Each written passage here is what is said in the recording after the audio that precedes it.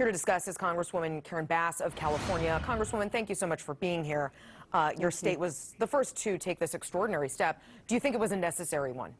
Oh, yes, I absolutely think it was a necessary one, and I do believe that people are abiding by it. You know, L.A., there's always traffic, no matter what hour, and people are not on the streets. I think it's a very positive sign that people are cooperating.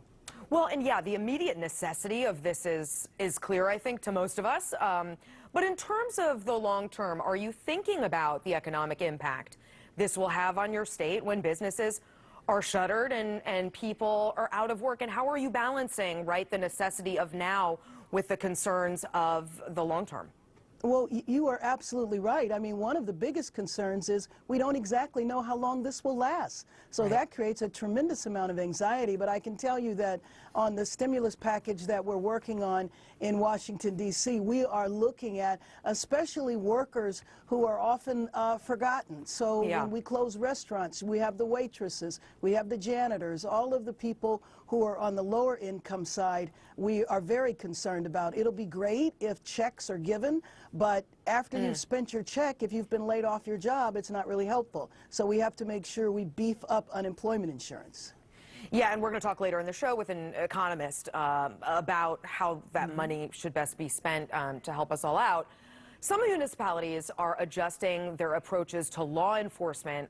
Philadelphia, for example, police are stopping low-level arrests.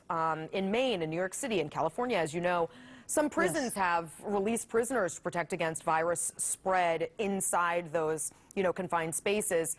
To Americans who might be concerned about that and the impact on their safety, what do you say?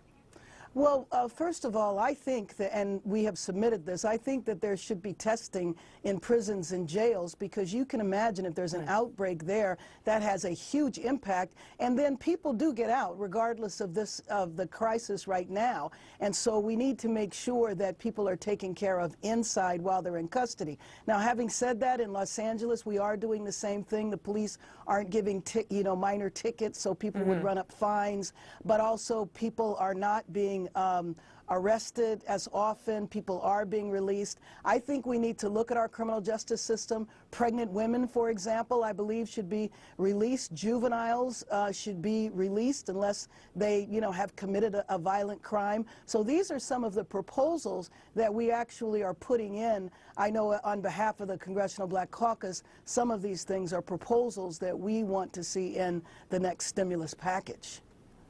I want to read a quote from a doctor in the Bay Area about the lack of supplies for medical professionals and first responders. When I came across it, it really hit me hard. She says, "This is a crime, and there are people directly responsible for it. Blood will be on the hands of those who have sent healthcare workers to a war without armor, to fight battles brandishing pool noodles instead of swords." I know you were, Congresswoman, a physician's assistant and a clinical instructor at USC's School of Medicine. I know doctors. I know doctors in the Bay Area. What do you make of this doctor's frustration?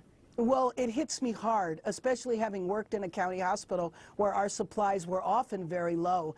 I feel her pain as having been a healthcare worker in the middle of the AIDS crisis when we really didn't understand where the virus was coming from or how it was being transmitted. So I know the fear that these healthcare workers must have, and I absolutely agree with her. It is a crime. It's unconscionable that we were not prepared when we knew that this was on the horizon. And unfortunately, the administration didn't take it seriously and still does not seem to be going full force. I think we should mobilize the National Guard, the military. I remember what happened during the Ebola crisis when President Obama mobilized the entire world, and he was able to really stop that crisis. They had anticipated 1 million people would die. Now, one death is too many, but it was 11,000, not 1 million. But it's because the world was mobilized, and that's what I think should have been done here. Congresswoman, thanks so much for your time. Stay safe.